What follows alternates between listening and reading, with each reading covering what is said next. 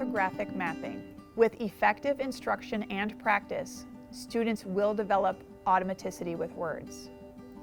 This is the ability to quickly and easily read and spell words and word parts. This happens when the words and word parts have become consolidated in memory, and a student can recognize them instantly and automatically. A quick aside about consolidation. Consolidation happens through a process of repeated exposure or doing something over and over again.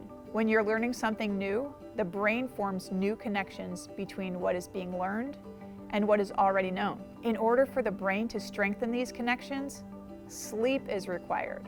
When we're thinking about our children and the amount of information they are learning and the importance of being able to hold on to what they're learning, we need to be sure they're getting enough sleep. This is the time when the connections that are made in their brains have an opportunity to be reinforced. Without enough sleep, connections remain weak and learning is not optimized.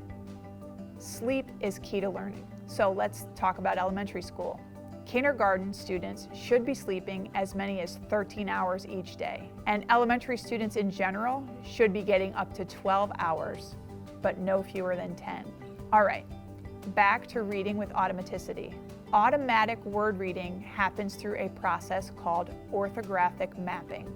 This is the process students use to turn unknown words into sight words. Sight words are words a reader recognizes automatically without pause to analyze letters, sounds, or parts of the word.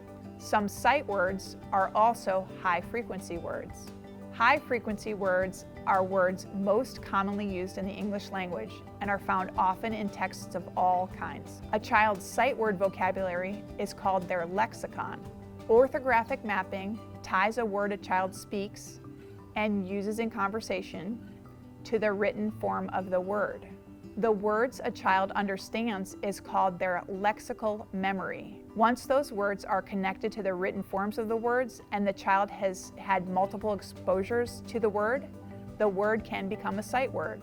For typically developing readers, this takes between 1 and 4 exposures. For students with atypical literacy development, such as students with dyslexia, this can take 20 or more exposures. Something of importance for you to think about is making sure, especially if your child is having difficulty turning words into sight words, they have opportunities to keep practicing with words in multiple contexts. You can also help them pause during reading time and go back to reread portions of the text that contain the words they need to practice. Patience and encouragement go a long way when helping children who are struggling. Learning to read is technical, but there is a science behind teaching students to read that lends to systematic instruction.